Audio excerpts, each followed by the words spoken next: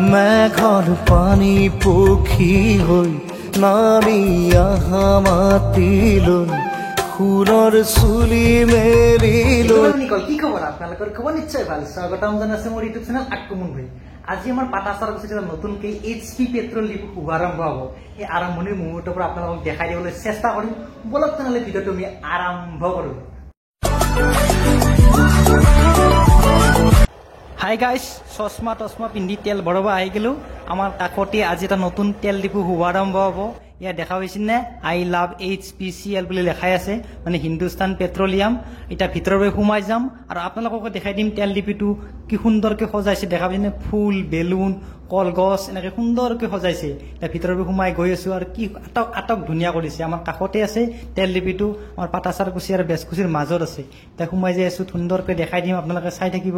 দেখা পাইছে নে কি আটক ধুনীয়া আৰু একদম সুন্দৰকৈ সজাইছে। ইটাৰ পৰা আমাৰ টেনচন নাই, আমি ওচৰতে তেল ভৰাব পাৰিম। দেখা পাইছে নে গাইছ, এইটো HP পেট্ৰলিয়াম আমাৰ ওচৰতে আছে। পাটাচাৰকুছি আৰু বেজকুছিৰ মাজত লেখাই আছে HP বুলি, আৰু ৰাষ্ট্ৰীয় ঘাইপথৰ কাষতে আছে পেট্ৰল ডিপোটো। দেখা পাইছে নে গাইছ, গাড়ী মটৰ কি সুন্দৰকৈ অহা যোৱা কৰি আছে।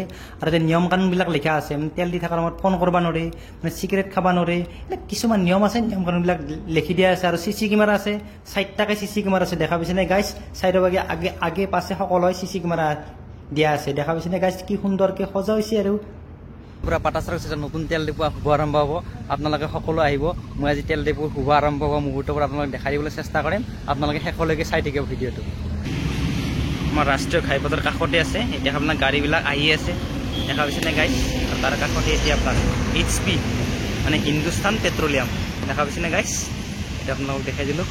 গাড়ীবিলাক আহি আছে আৰু আজি শুভাৰম্ভ হ'ব।